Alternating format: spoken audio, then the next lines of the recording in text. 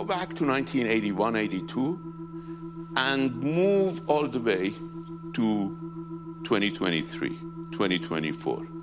Give me a single instance when this resistance operated on Iranian behalf. They always worked for their own cause, even at our expense. They never carried our orders. We didn't know about October 7th. Actually, we were supposed to have a meeting with the Americans on JCPOA renewal on October 9th, which was undermined and destroyed by this operation.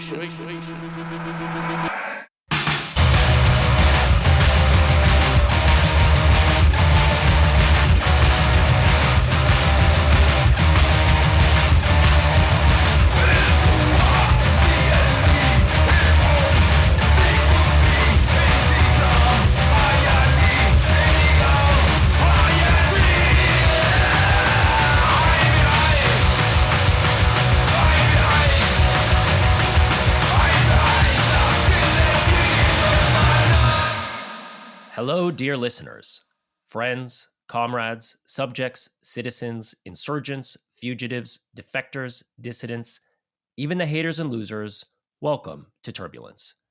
My name is Dylan Saba, and I'm here with my co-host Seamus Malakafzeli and our producer, M. Siniza. We're recording from New York City, the center of a world empire that is dying, but so far from dead. Shortly after October 7th, amidst the sudden and violent explosion in the prominence of the Palestinian issue, actors, both state and non-state, began quickly coalescing to respond to the operation known as Al-Aqsa Flood, and to set red lines against what was an imminent Israeli invasion of the Strip in response. What was deemed the axis of resistance had mostly been a media invention up until that point, a rhetorical term used by politicians to describe a rough grouping, certainly nothing like NATO or the Warsaw Pact. But after Hamas launched its attack, that rhetoric shifted focus from political circles in Tehran to the battlefields in Gaza. The axis of resistance suddenly had to become a cohesive unit and fast, and there were certainly significant movements in that direction. Hezbollah began bombing Israel's northern communities in solidarity on October 8th. Yemen began sending missiles against Israel by the end of October, and a grouping of Iraqi militias calling themselves the Islamic Resistance in Iraq began firing drones at IDF bases by November. Iran would begin firing drones of its own and missiles as well by April, and by the following October, would be firing missiles in retaliation for the deaths of Hezbollah leaders, not only its own soldiers. But the question looms over all of these developments. How, despite all of this initiative, did the axis not reach the potential that had been discussed before the war? What mistakes did it make, especially in 2024, that led to Israel being able to pick off its factions one by one until it was able to take on Iran in June without anyone, except Yemen, intervening on its behalf? As usual, when I'm thinking about Israel, I'm reminded of the 19th century US. During the period of settler expansion, you had both indigenous resistance and indigenous acquiescence. Both, of course, ultimately faced genocide. But for those who resisted, neither the normalization nor the accelerationist strategies worked. You had a sort of axis of resistance of the Plains Indians, the Lakota, the Cheyenne, the Arapaho, and they landed some major blows against the US Army. But those who tried to extract treaty concessions, like Red Cloud, ultimately couldn't enforce them. Red Cloud was a Lakota leader who in 1866 dealt a massive defeat to the US Army. A group of warriors, including Crazy Horse, drew 81 US troops into an ambush in territory that would go on to become Wyoming. Red Cloud and the Lakotas killed all of them, forcing the rest of the US forces to flee. From this victory, he was able to extract a massive concession, the 1868 treaty that established the Great Sioux Reservation. But within a decade, the US would renege on its treaty obligations, expropriating and partitioning much of the land.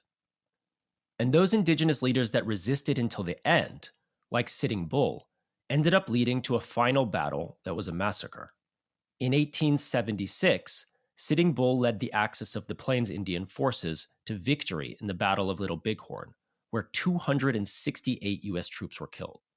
This led to the US Congress increasing funding for the military effort and attaching a rider to the Indian Appropriations Act, withholding any food rations to the Indian territories until they surrendered the land.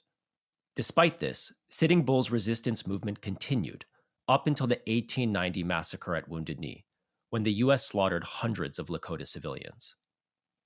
All that's to say, the people's and national liberation struggles on the wrong side of Israeli settler colonial aggression and expansion have very, very difficult choices to make. That's not to be defeatist.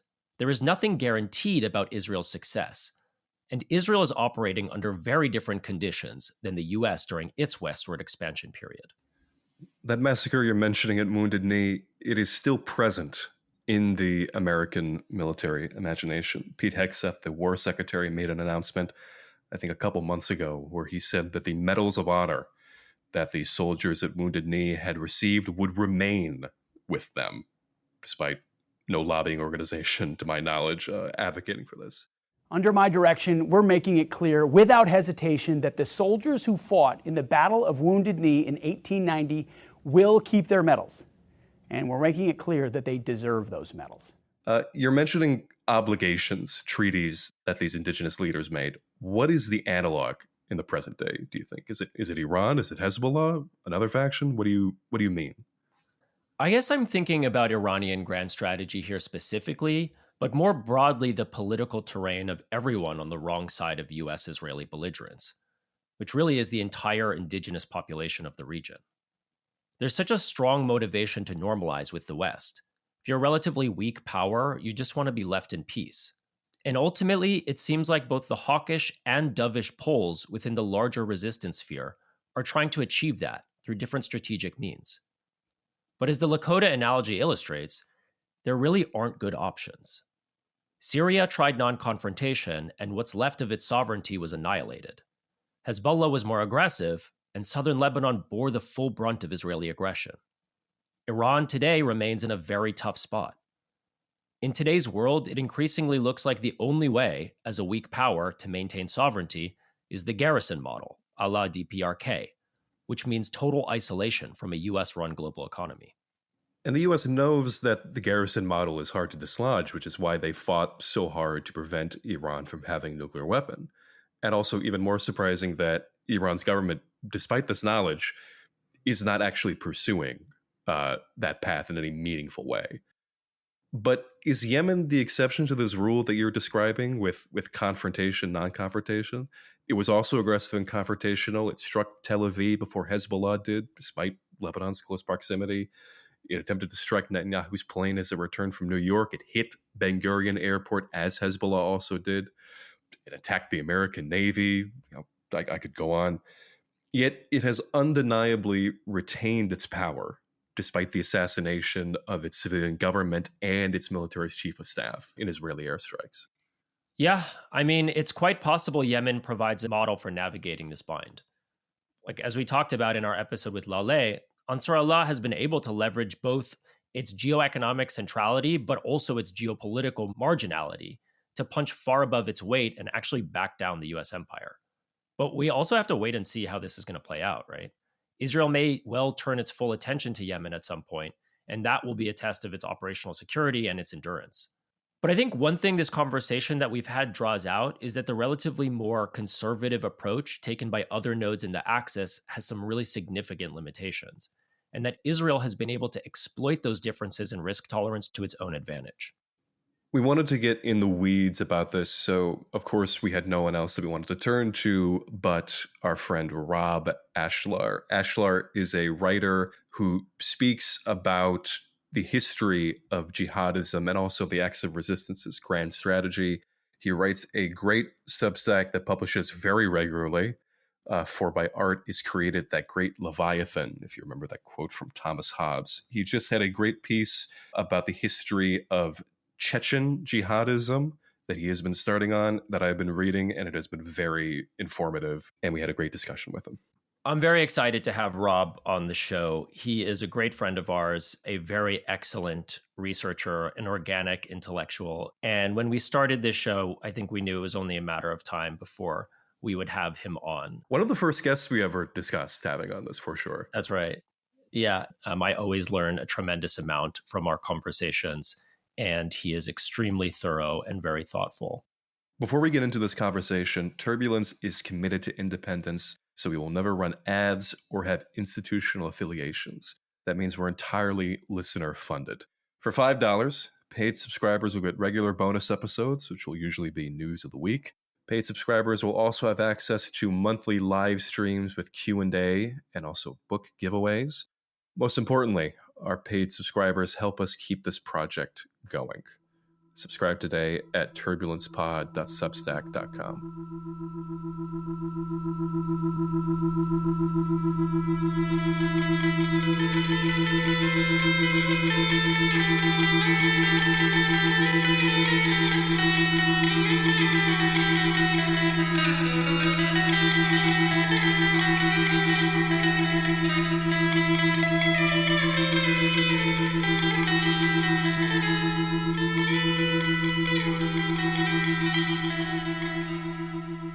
Today we are speaking with Rob Ashlar. He is an independent researcher whose work has appeared in Cosmonaut magazine. He has also appeared many times on Radio War Nerd, and he's here speaking with us today. Rob, how are you doing? I'm good, guys. You? Oh, we're all right. Doing okay. Thanks so much for having me. Okay, so, Rob, I know you, I think, primarily through your takes on the acts of resistance. During the course of the war, especially through 2024, as things started to really disintegrate on the Lebanese front, I bore witness to a lot of takes that were centered around the idea that the acts of resistance would save the day, it would come together in the end. And admittedly, I think, fell prey to a lot of those predictions. I think that was amplified by the fact that I was in Lebanon and I really did not want there to be a war coming. But you were someone who took a very skeptical angle from an early period, not out of criticism for the general aim of it to oppose Israel, but from the fact that there were clear structural deficiencies. Can you explain why the acts of resistance is different in reality? Why was it different in reality than in how it was portrayed in the media and how its propaganda portrayed it? There's a lot to that answer.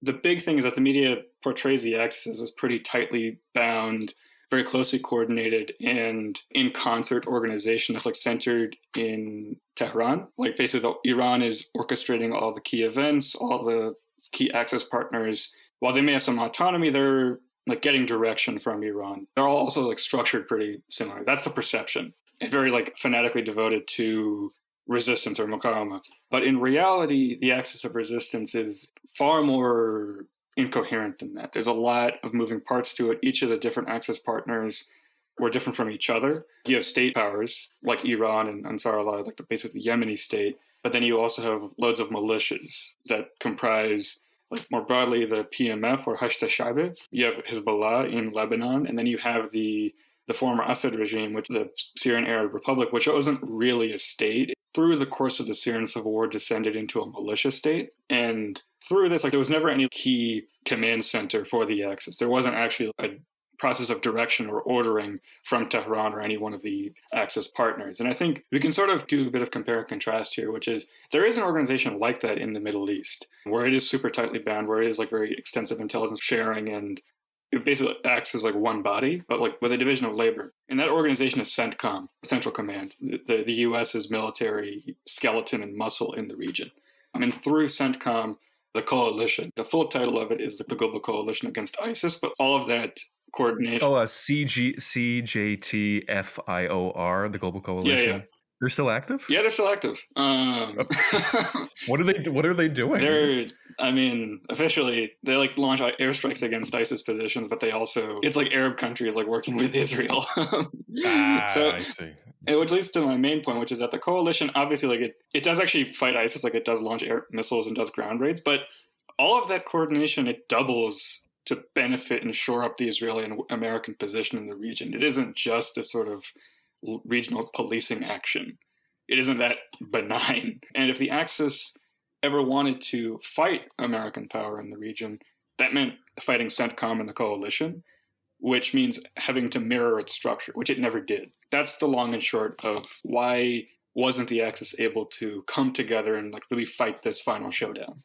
This question of allyship, increasing coordination, increasing intelligence sharing. What interested me about it was, I think in the summer of 2024, there were reports in the Lebanese newspaper Al Akhbar about strategists in Sana'a talking about a fully coordinated response in which they would overwhelm Israeli air defenses from Lebanon, Yemen, Iran, and that obviously did not come to pass. It was staggered out. It didn't work. A lot of that pressure seemed to be coming from Yemen, but it also seemed when Yemen took the initiative to try and increase that, it seemed to undermine them as well. Something that I haven't seen anyone really study and I would want to know more about is you and I both know this.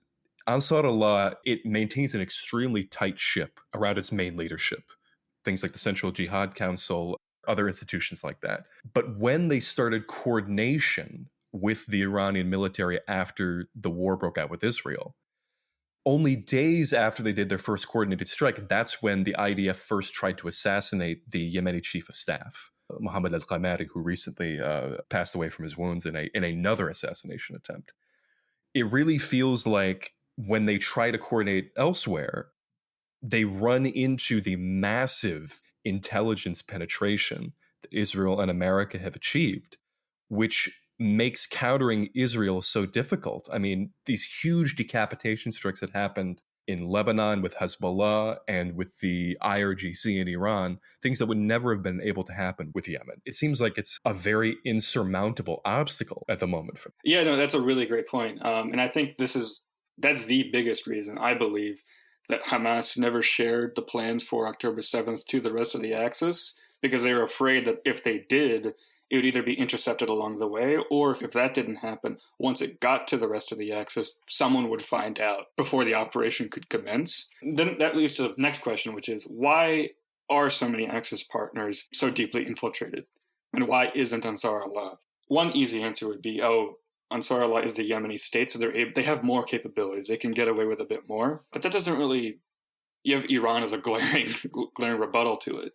And there, I think, the answer is due to the political vision, or perhaps even lack thereof, of the Axis. The name of it is Axis of Resistance. So, one part of the project is fighting the West, fighting Israel, freeing Palestine, which is very compelling. But on the other hand, why are you doing this? Obviously, Israel and American imperialism are horrific, and anyone who wants a decent Middle East would want to get rid of them.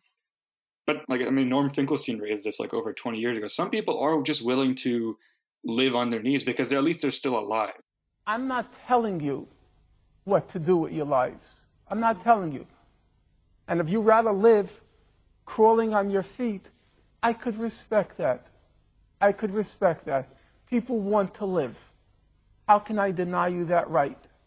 But then how can I not respect those who say they rather die on their feet? How can I not respect that? Asking people to fight and die that's a really tall order, and you have to have a very compelling reason to do it. And the Axis wasn't really able to provide that. And this again ties into the structure of the Axis, rather each of its components. Ansar Allah was able to seize the Yemeni state in essentially a revolution after a brutal civil war / international intervention, which was basically genocidal against the Yemeni people. But if we look at other Axis partners, like the PMF or Hashd al-Shaabi in Iraq, they are a sort of mutated creature of both Iran and the US.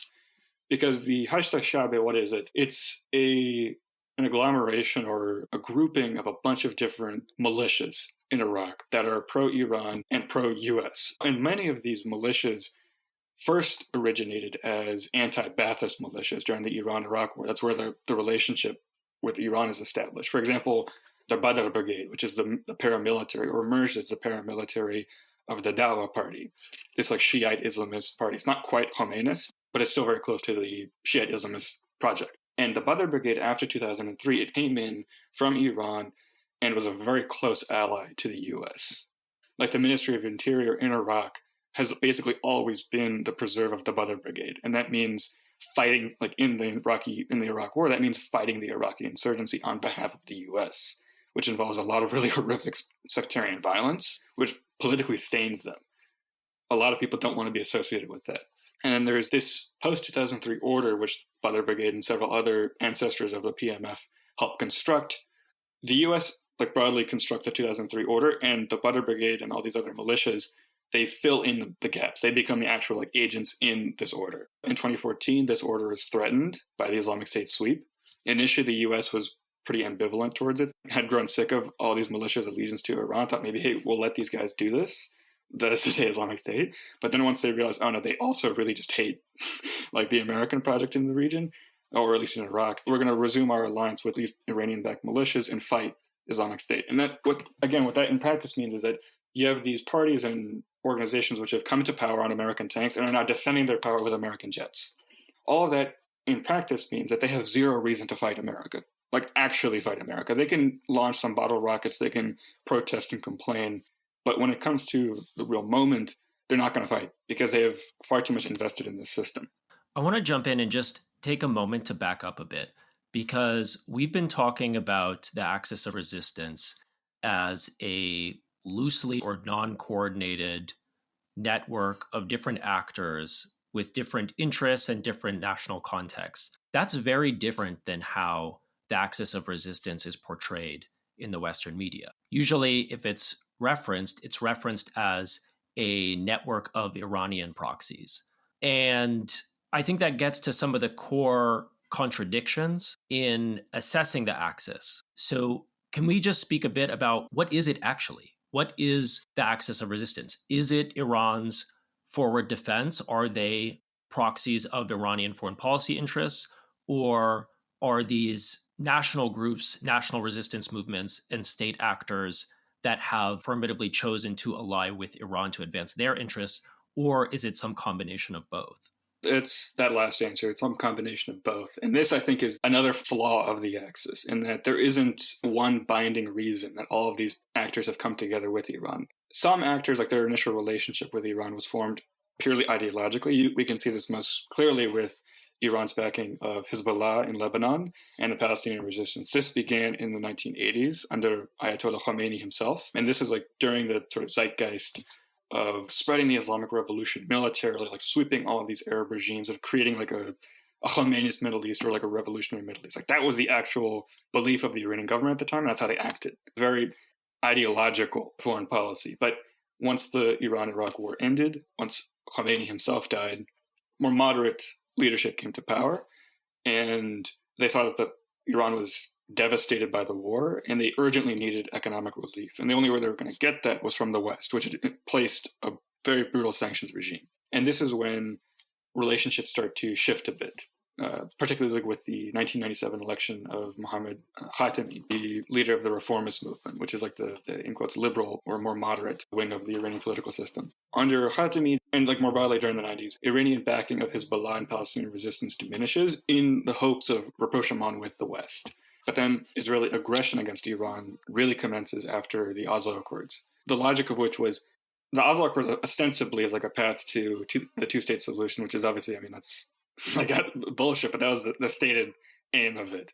Israel realized that they're going to have to make a real concession, which is a two-state at some point. And there's a powerful enough wing of the West which wants to pursue this. For instance, Brzezinski, he was fairly favorable to this. It seems like that's a theme that we see throughout history, right? If we talk about the long trajectory of this, there are strong Iranian interests to normalize with the West and enter into a state of peaceable coexistence to facilitate their development.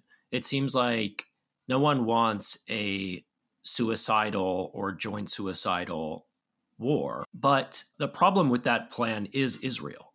Yes. That Israel has existential or ideological or settler colonial motivations for maintaining a permanent enemy, for foiling any kind of normalization. And it seems like we saw that through the Oslo period, and we're also seeing it today. Yeah. Is that a driving factor for why anti-Zionism or opposition to Israel or resistance against Israel has proven to be a kind of cohesive ideological force among the Axis? Definitely. Like, for instance, like to continue the thought from earlier, like Israeli aggression against Iran, the whole premise of it was basically, if we can paint Iran as like this expansionist enemy, then we can secure normalization from the Arab states without having to concede on Palestine. That was the whole logic of it. And what that essentially forces, that it spoils the reformist plan, the broader Islamic Republic's aims of normalizing with the West. They can't do that while Israel is still there. So they have to fight Israel, even if they don't want to, which again leads to this it's an inherently contradictory political position. They want to get closer to the West, but they're totally unable to. This was the whole thing that really bothers the shit out of me when looking back on the Khatami administration, because when I was growing up, the reformist movement and Khatami's image in particular was very strong. He showed a different way, ostensibly, he showed a different way forward in which Iran could move. And when Mousavi and the Green Revolution failed, that was considered a major setback. When Rouhani came into power and the JCPOA was able to be achieved, that was a huge achievement. But looking back on it, I mean, you see these interviews where Khatami is talking to C-SPAN about the dialogue among civilizations and assuming that Americans have all read Tocqueville. This civilization is best described by the renowned French sociologist Alexis de Tocqueville, who spent some 2 years in the United States in the 19th century and wrote the valuable book entitled Democracy in America, which I am sure most Americans have read. He fundamentally assumes that the American people as a whole, that the very image of America is misunderstood and can be reasoned with. And every American administration since then has proven that assumption wrong. And now, I mean, you see the reformist administration currently in power. I mean, they're forced into this position in which they engaged in that war with Israel that people always assumed that the conservatives would be leading and spearheading. It's been completely stripped of its purpose in any way, shape, or form. It's a meaningless political distinction at this point. Look, one point that I would also add is that although like there's this perception that the conservatives or the principalists would be leading that confrontation with Israel, I think there is an unhelpful assumption amongst a lot of like Western observers is that the principalists, like there's this huge distinction, fundamental divide between the principalists and the reformists. I think in my view, both of them want to secure normalization with the West, but they differ on the strategy because the principalists have always recognized the legitimacy of negotiations as such. They don't view it purely tactically. They view negotiations as something that is valid in and of itself. And we can see this with the late leader Ibrahim Raisi. He was trying to continue negotiations with the Gulf and with the US during his entire administration. So you'll have this weird dynamic where principalists will complain about reformists being duped by negotiations, which they are, but they will still continue negotiations when they're in power, pointing to the fact that the Islamic Republic at a deep level views negotiations and normalization with the West as an existential interest, differing only on how exactly to do it. We've now seen that the reformist position, the reformist strategy is totally bankrupt, leaving only ostensibly the principalist position. But the problem with that is the principalist position is tied up with a lot of regressive social policy, which undermines their political legitimacy domestically within Iran and therefore constrains what they can do abroad. For example, like one big reason that Raisi, we can maybe unpack this a bit later, wasn't or felt reluctant to really enter the fray after October 7th is that he likely didn't feel that he had the legitimacy to get away with it, to endure the hardship that would have entailed. Now, my position is always, anyone who knows me knows that I think that Iran should have entered the fray much sooner. It would have been better, even if it was costly. But that's the rationale that was operating. That's a direct consequence of principalist governance in Iran. No, I mean, during the election, the last election after Raisi died in a helicopter crash, there was this whole kerfuffle within the principalist camp where they were talking about how the reformists were enemies of the country, that they would sell out the axis of resistance, that Saeed Jalili, who is the once failed nuclear negotiator, now turned, I don't know what the right word would be, scion, prophet of how America betrayed everybody. He was gaining in the polls. But even then, like the thing that I thought about is like, okay, Pezeshkian is now the president. He's engaging in this war. He's doing things, I guess, more intense than Raisi would have done. Maybe Jalili would have been more forceful, but he was also somebody who wanted to increase the enforcement of mandatory hijab. He wanted to engage more in culture wars.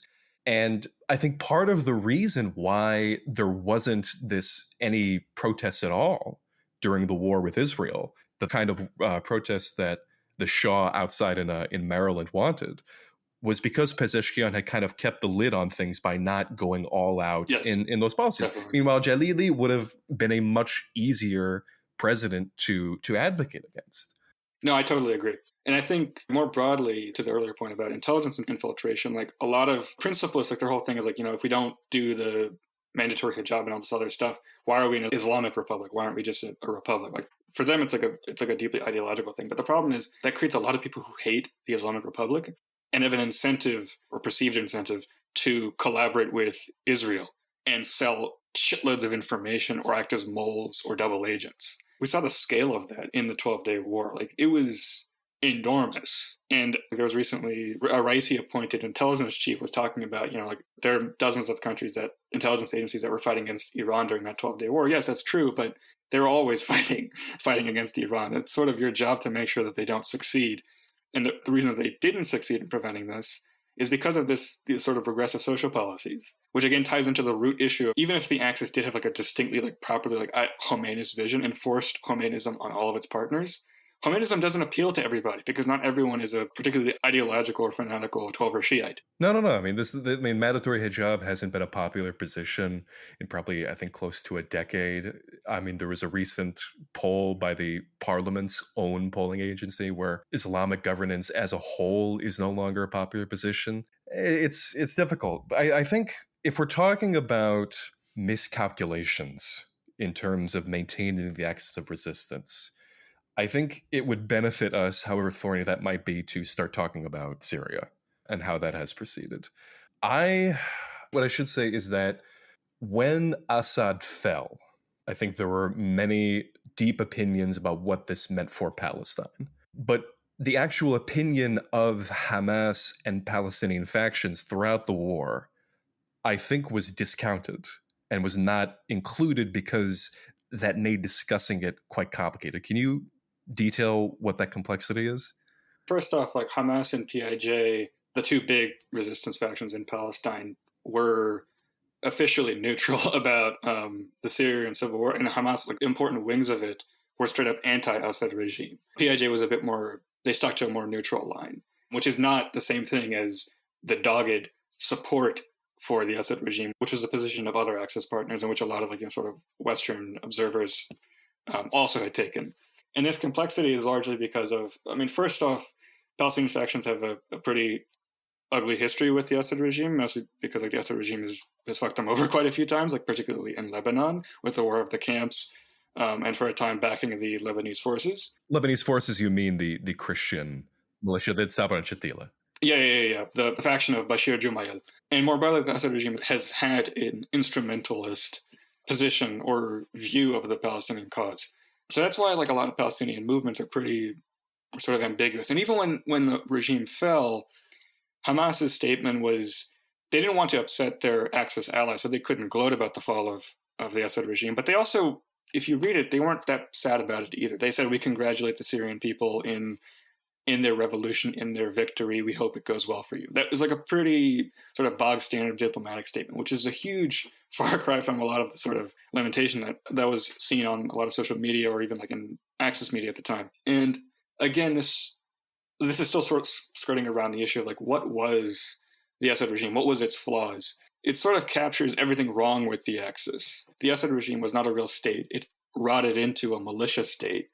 Like the SAA, it wasn't a real army to speak of. There were a couple units or divisions which were key, like the Tiger forces under Suhail al-Hassan, but the overall army was not reliable. And there was a huge network of militias, for example, the National Defense Forces, which are a descendant of the so-called Shabiha, which the whole concept of the Shabiha is pro-state gangsters. To close off on this thread, there's a really great piece by Aaron Lund in 2013 where he says that the militification of the regime's forces basically spells its doom. Because at some point, these militias will realize they have more power than the central government, and the opposition will be able to cut them a better deal. And that's exactly what happened. 12 years later, or rather 11 years later, in December 2024, HTS and the other rebels had basically got a bunch of regime forces to defect or lay down their guns and let them walk into Damascus. And again, this is more broadly rooted in the fact that the Assad regime didn't really have an ideology. It marketed itself as a secular republic, but sectarianism was still an element of the regime. And more broadly, the regime's hideous conduct during the Civil War grossly delegitimized it to tons of people. One could reasonably argue that they're like a lesser evil to like the extreme like jihadist freaks in the opposition. Okay, yeah, that isn't a real selling point of like the regime as such. It's basically lesser evilism. That you're still recognizing this as an evil. This is, I think, what makes Hezbollah's intervention such a difficult pill to swallow, and it leaves a lot of difficult questions to answer, because when it happened, the way that Nasrallah advertised it, the way in which he advocated for it and saw it as necessary, was that he said explicitly, if Syria falls, Palestine will fall. إذا سقطت سوريا ضاعت فلسطين. Hezbollah's weapons, its supply lines run through Syria. They did. Since the government fell, it's been a much more constricted line. If that happens, then Hezbollah will not be able to defend Palestine as well. It represents a huge threat. And of course, talking about shrines that were being destroyed by jihadists and this and that. I mean, the fact that that was all for ultimately nothing is, I think, difficult for supporters of Hezbollah to still comprehend. But also, I mean, something that I think a lot of supporters of the opposition are not reckoning with is the fact that this new neoliberal republic, I don't even know how you would describe it, a neoliberal quasi-Islamist republic led by a former leader of an Al-Qaeda chapter, has almost completely abandoned any sort of even rhetorical support for the Palestinians. I mean, arresting members of Palestinian Islamic Jihad, detaining people in Hamas. How is it that Jolani, or how he's talking about himself as Ahmed al-Shara'a, how did it get from where he was to where it is now? And if I can just add too, it also begs the question of Hamas's strategy with October 7th, right? Because the Hezbollah position for intervention can, say that it failed, but it also did make sense, right? If that is their supply lines from Iran. The way that Hamas has talked about the strategy of October 7th, since October 7th, is to ignite a regional conflict. Presumably, that would depend on a forceful intervention from Hezbollah in their defense, which we can say didn't come. But if that was part of Hamas's original strategy, why would support for the Assad regime as a conduit for Hezbollah's armament not be more central and not more important? Is it that this is a calculated PR position given the sectarian tensions inflamed by conduct during the Syrian civil war, kind of trying to keep their house in order? Or does it reflect that the strategy that Hamas declared following October 7th was actually much bolder than what the actual strategy of the operation was? That's a tough question. I think my interpretation is that the operation on October 7th was partially in reaction to this kind of stalemate that had gone on in Syria, not directly in reaction to it, but rather that was part of the broader stasis that the Axis had entered. The intervention in Syria was justified as, we got to do this to fight Israel. But the actual fighting of Israel prior to October 7th didn't seem like it was ever going to come. The Axis position was basically strategic patience, this sort of euphemism to justify like Iran and the Axis never really responding to Israel and the West killing Axis. Or I should say another term that Khamenei invented was heroic flexibility. Negotiations, like not nonsense, but that's a different thing. That's a different grievance. Yeah. I mean, we can get into like the substance of those terms in a bit, because I actually do think it's a bit worth unpacking. But from Hamas's perspective, from the Palestinian resistance perspective, like the Axis was never going to really initiate this confrontation, this showdown with Israel of its own initiative. Their whole plan was like, we're going to wait for Israel to attack and then we're going to respond. But the Palestinian cause couldn't wait that long. It was dying before, like on October 6th, it was totally silent. There was no real, like a lot of people, including me, were like, this is pretty fucking bleak. It was the deadliest year for Palestinians in the West Bank before October 7th, and it received very little coverage in the West, if at all. Yeah, no one gave a fuck. The Axis, even vocally, wasn't as loud as you'd expect, given the cost that Palestinians were enduring. And normalization was proceeding. Yeah, and normalization, there was a lot of talk about like the Saudi-Israeli normalization continuing at pace and like even being imminent. So Hamas couldn't wait on that. And I think Syria was a large part of this Axis complacency. I want to like, briefly address Hezbollah's intervention, like what to make of it. For me, this is what made Hezbollah's capitulation in November so painful, because they had justified their intervention in Syria on the grounds of Palestine. But what ended up happening is that Hezbollah suffered a crushing defeat. I think now enough time has passed. Basically, most people can admit that Hezbollah lost. It severely miscalculated, and it paid an extremely high price. I mean, and Naim Qassem, I mean, he had tried to save face in the aftermath of that by saying it was an even larger victory than what had been achieved in 2006, because the IDF hadn't reached as far into Lebanon, and Hezbollah did much better combat-wise. أولي البأس بشكل رسمي وواضح أننا أمام انتصار كبير يفوق الانتصار الذي حصل في تموز 2006. But it wasn't about just southern Lebanon. It was about a much larger thing. Yeah. And it precipitated the disconnecting of the fronts, which Nasrallah, up until his death, constantly refused. Because of that, we can say justifiably, Nasrallah died for Gaza. He categorically refused to break the fronts. Yeah, we can say that Hezbollah miscalculated, and I think, we could talk specifically about what that means, but I think we have to just acknowledge the difficulty of the posture. And I think it speaks to the basis for what the Axis is, right? We are talking about a group of effectively quasi-state actors. And some of them are state actors, but none of them are a kind of traditional anti-colonial resistance movement, as we are familiar with from history, in part because of the particularities of Zionism, right? If we say that Palestine acts as a unifying cause here, which I think does make sense, especially if we are situating this historically in the aftermath of the Nakba in 1967, we are starting from a place of exile of resistance, of Israel successfully exiling the Palestinians, and from a resistance being born in camps of other countries, in other places. And, we're talking about those exiled Palestinians and their allies. The key distinction that I'm drawing here, right, is that when we talk about anti-colonial resistance, we are historically generally talking about indigenous resistance in land, and the fight is for sovereignty. And so when state power is amassed, it is amassed in relationship to liberated territory. And that is the basis then for launching a war of attrition against a colonial enemy.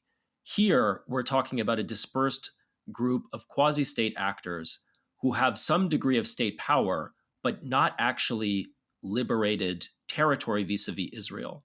And so it makes it much harder for any of them to wage attritional war against Israel when they have to deal not just with a colonial enemy, but also they're existing within a totally separate regime of sovereignty. I should say, my vocal frustration, that is, I think, pretty evident, its roots are in the kinds of discussions that I saw when I was in Lebanon, and also the discussions that I saw happening in Iran while all of this was happening. I mean, this just stringent refusal to acknowledge that there was a war going on in the south, in Junub, that there were strikes happening in Dahia. You could go, like when I was living in Beirut, the thing that was very strange was that you could go about your life, and the fact that Israel was bombing maybe a few miles away sometimes was completely a non-object to certain people, especially to people who supported phalangist parties, which was the majority in the neighborhood that I lived in. This refusal to see that these issues were connected, this desperate want to normalize, to believe that you, as a member of a very weak state of the Lebanese Republic, speaking just frankly, could normalize with Israel on equal terms and that you would be respected as equals, is a fanciful assertion. And it led to this undermining of this position where outside of areas that were very supportive of Hezbollah, you would see less mobilization for Palestine than existed in New York City or in different Western cities, because it was considered something that was only the responsibility, I think, by a lot of people, to parties like Amal, to Hezbollah, to sectarian concerns. And then in Iran, I mean, God, the bloviating that I would see from politicians or from media figures talking about, if Israel does this, if America does this, we'll hit them back, we'll hit them in the face, we can do this, we can do that. The belief that Iran would be capable of a massive, overwhelming response, and it just never did it. And then when the war inevitably came, that there was no one who would be willing to fight on Iran's behalf.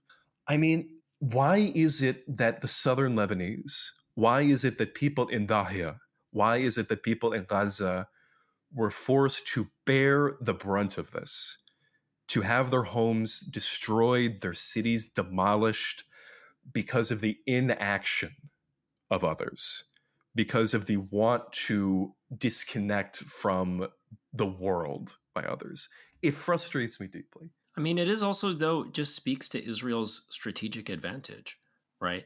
Is by fighting against an exiled population, Israel can say to other nationals, they can say, these people are your problem, that we're not actually after you or your land, that if you just abandon these Palestinians, then we'll leave you alone. And we know, of course, that that's not true, right? We've known from history that that's not true. And I think that that does call into question some of the strategic divides that we were talking about earlier, right? If we're talking about the principalists versus the reformists, the problem with both of those ideological postures is that they assume some level of rationality on behalf of the empire, on behalf of the US and on behalf of Israel, that there is a way out, that there is a way towards de-escalation, that eventually, even if you are negotiating from a position of force, right, that does also require some level of rationality from your antagonists. I think that what calls all of that into question is the war on terror. Exactly. That from 2003, we saw a United States that was not interested in settlement, that was interested in large-scale destruction and world-making, a very dark form of world-making, that was about holding on to American power. And I think that, Iranians very rightly anticipated that they might be next in terms of regime destruction, and that has oriented a lot of the policy. But I think it fundamentally calls into question the assumption of rationality on behalf of the US and on behalf of Israel, when everything that we've seen since 2003 is two powers that are fighting to fight, that are fighting to create new enemies because that's their raison d'etre.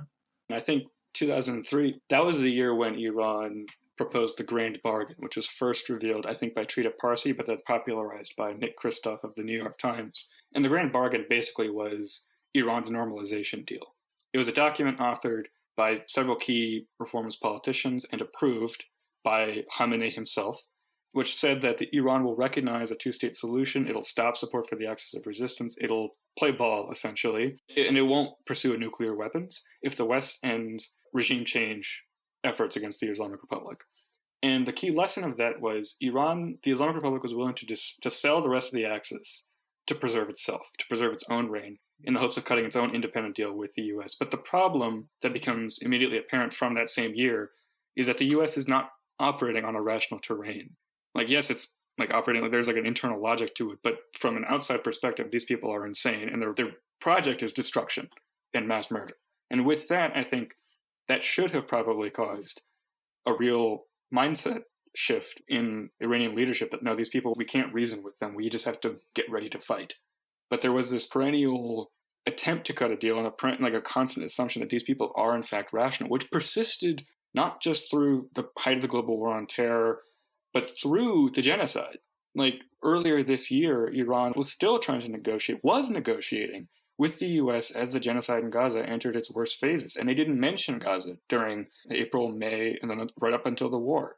We were watching this video, Dylan and I, of one of Iran's vice presidents, Javad Zarif, at the Global Economic Forum, talking about how, with clear frustration, almost condescension, I would say, talking about how Hamas undermined JCPOA negotiations, which they did not know about because they were going to go back on October 9th.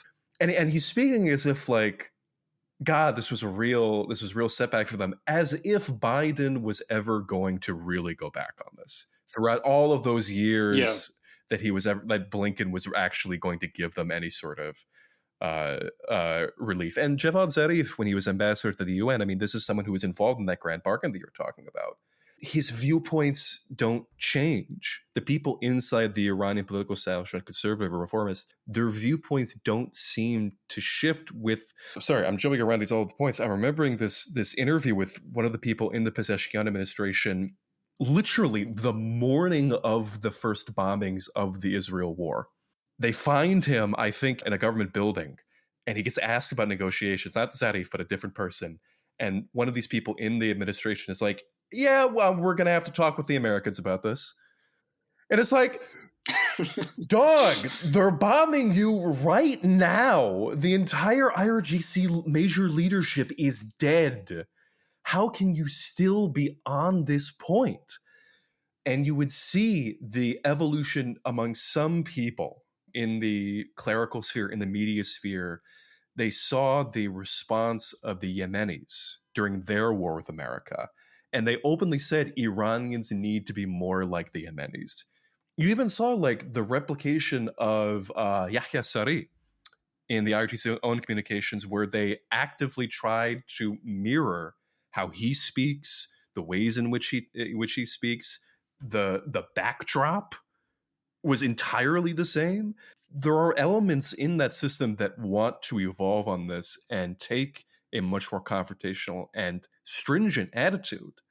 But they're going up against people who, like 70-year-old IRGC generals who are like, no, we're not going to make a nuclear weapon. We're not going to do that. We have a nuclear program, but we're not going to make a nuclear weapon. How can you say that? It doesn't serve anything. How does that not serve anything? That's just a... So I got pissed off at. No, Amwaj Media had a really great report after Hezbollah's capitulation in November. And basically, like, one of their key discussion points was that, like, in Hezbollah, there's now a lot of soul searching. This is speaking like December 2024.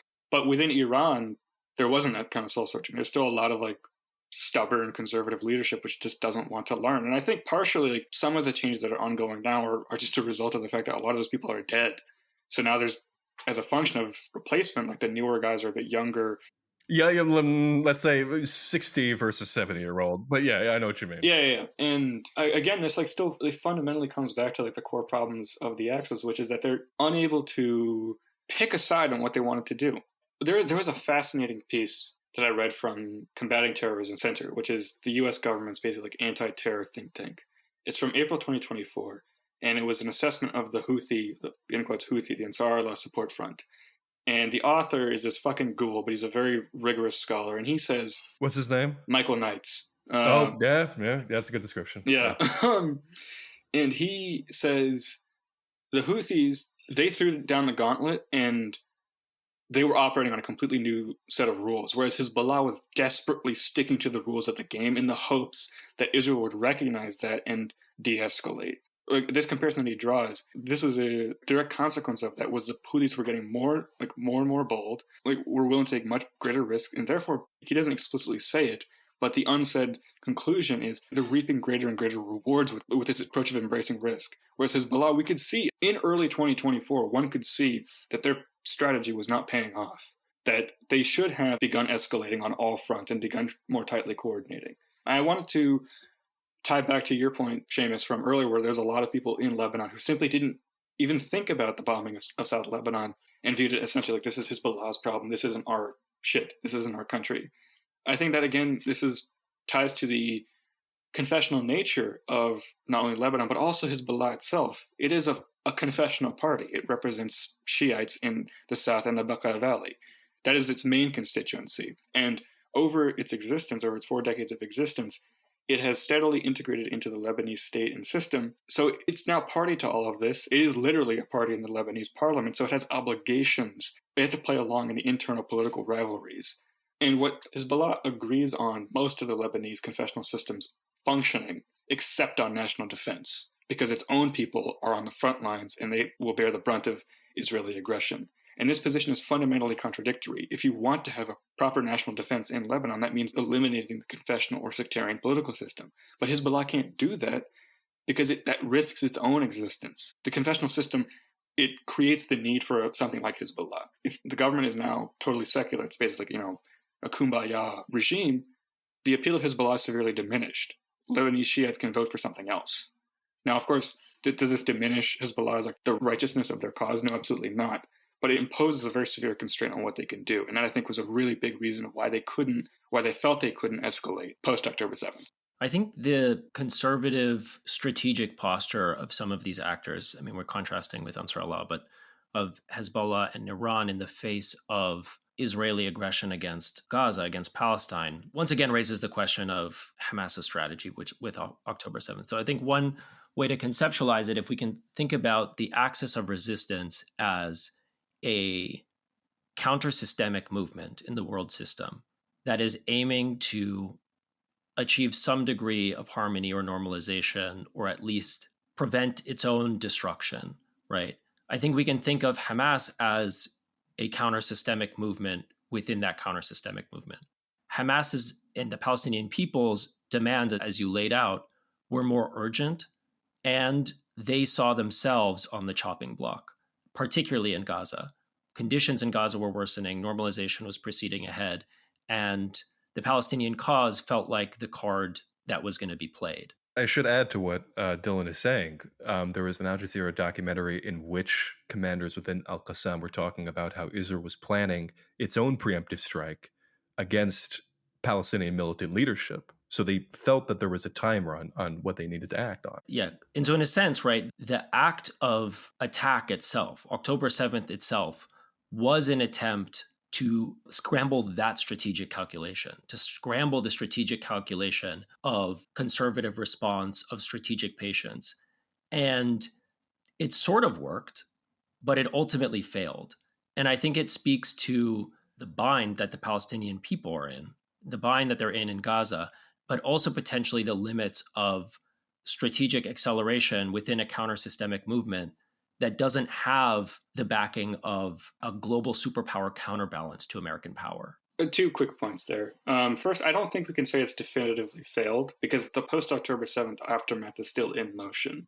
Israeli aggression hasn't definitively ended yet. I think there's decent signs that they may attack Lebanon or Yemen next. Secondly, I think this would be a good segue into Hamas's calculation, what is the whole logic of strategic accelerationism, and as you put it so well, an anti-systemic movement within a broader anti-systemic movement. My interpretation of this, and I got this from a friend who pointed it out very well, was that Hamas wanted to reorient the strategic center of the axis away from Tehran to Gaza. And October 7th was the way it did that. We touched on this during this discussion. The patron-client or sponsor-proxy relationship is usually held as it goes in one direction. The big power tells the little power what to do. But we've seen that with the imitation of Yahya Saree in Iran, it shows that the so-called proxy can exert its own influence back onto its own patron. And October 7th was the most ultimate form of that. The logic essentially was igniting a regional civil war, but what does that mean in practice? It means dragging the rest of the axis by its feet into this wildfire that the Hamas leadership set off. That, I think, was the overall strategic rationale to start a regional civil war, but there is some dispute on was that the specific aim of this operation, or was this operation meant to set the dominoes or something like that? I think one argument could be that this is meant to be a penultimate confrontation to unify the Palestinian National Liberation leadership by releasing all these high-profile prisoners like Marwan Barghouti, Abdullah Barghouti, etc., so that for the next round, they're all on a tight ship. They have everybody involved. I think after the initial ceasefire in November was broken, if not earlier, Hamas leadership realized, this is, of course, my interpretation, I can't really read their minds, but I think they realized that, no, this is the final confrontation. And now our job, the role of Gaza and Hamas, is basically to keep this fire going until it burns the entire Middle East through a regional war. And there was this incredibly evocative piece that I read in July 2024 after the assassination of Hania by this Arab commentator. And he described Gaza as a human matchstick, the role of which is to burn, is to keep the flame going until it catches in the rest of the region. And with that will be the final confrontation that ultimately ends Israel, with Hezbollah theoretically unleashing its entire arsenal, with Iran unleashing its entire arsenal, and breaking the pro-US status quo that we discussed earlier, because that's what a regional war would do. If it's truly a total conflict, if it is a total war, it would involve attacking American forces, American bases. It would involve attacking energy infrastructure, blocking the Strait of Hormuz, as some Iranian officials threatened during the 12-day war.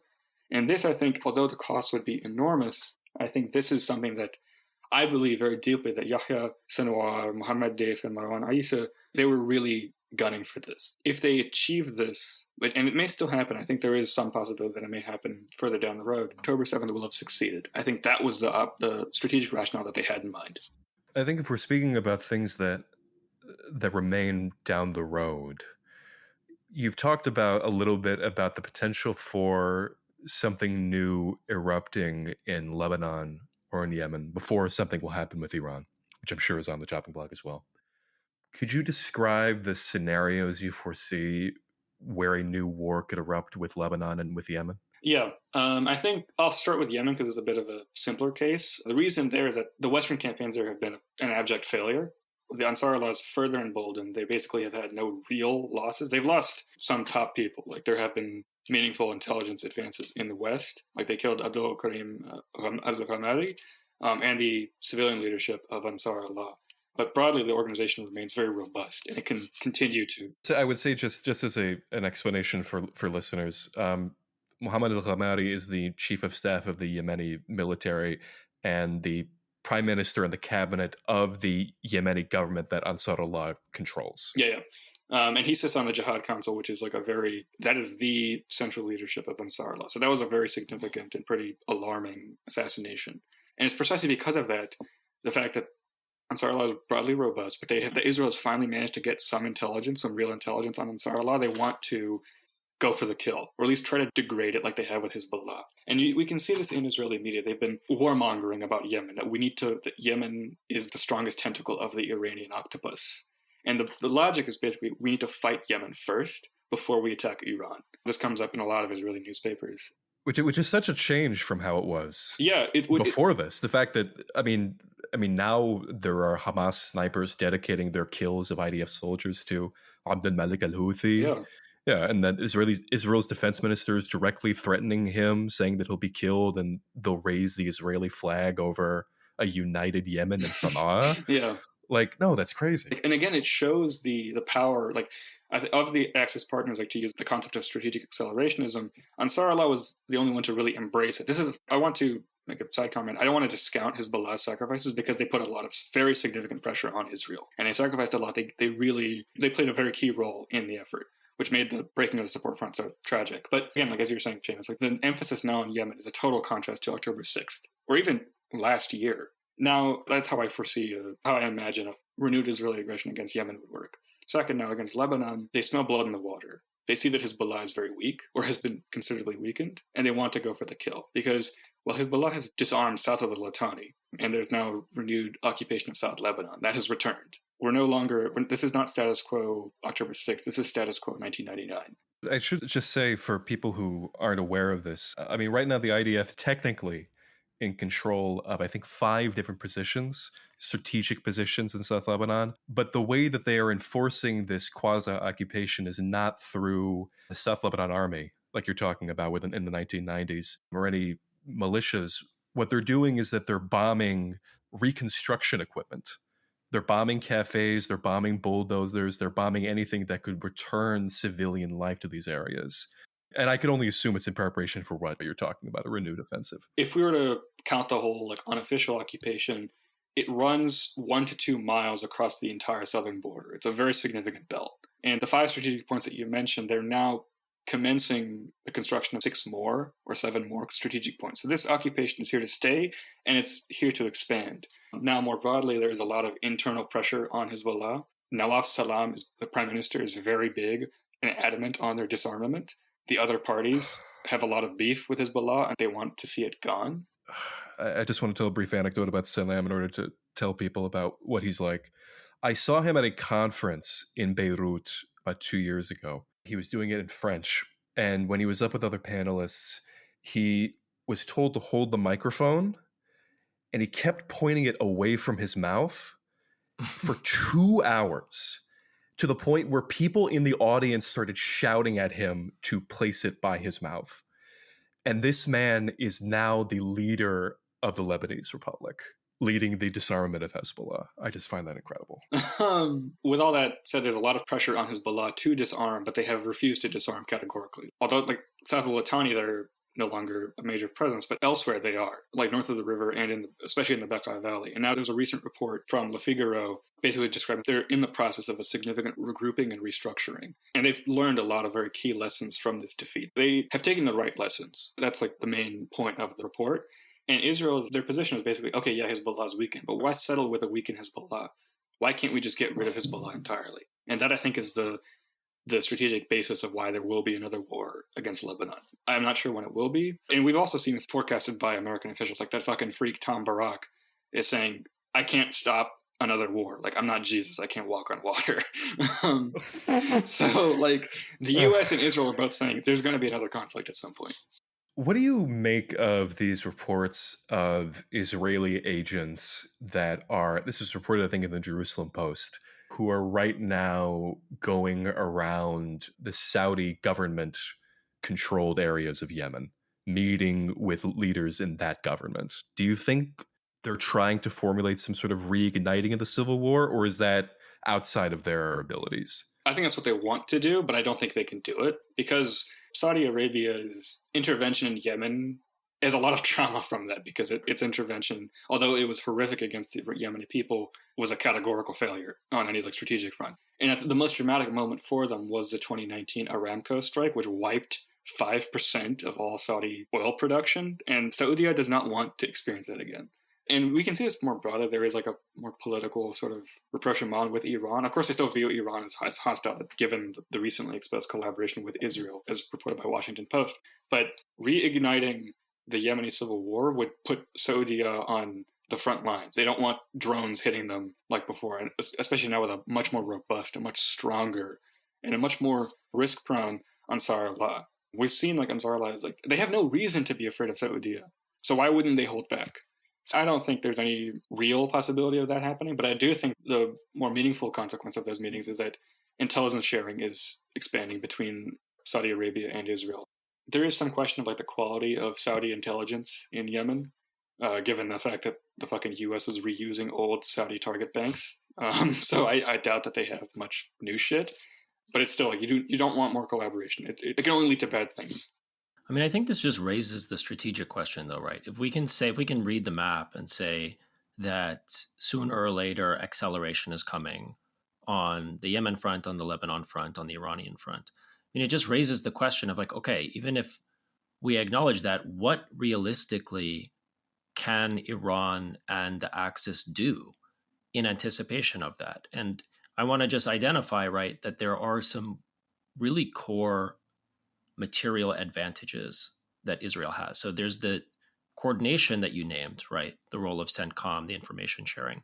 But there is also the intelligence infiltration that we've talked about, which makes coordination difficult among the Axis, and the overwhelming power of the Israeli Air Force and air dominance. And we really saw that in the engagement with Iran and that strike before the 12-day war, right, where Israel went in and disabled Iranian air defense. And, I think we've seen some reports of Iran asking Russia for upgraded air defense.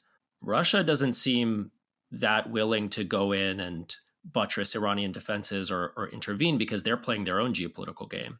And so it just raises the question of, okay, we can say acceleration is coming, but where does that leave Iran? I mean, we can laugh at the attempts to pursue normalization or a deal or to return to the negotiating table, but what realistically is the alternative? It's a very good question. This may come as sort of a surprise to hear from me, but I think like Abbas Araghchi, whom I've insulted many times before, I think part of his strategy is actually not that irrational. If you look at his statements and his interactions with Western media, he's basically trying to cleave a political split between Israel and Europe. Less so Israel and the U.S. Like, this is what his piece in Financial Times was really marketed towards. That was the thesis of it.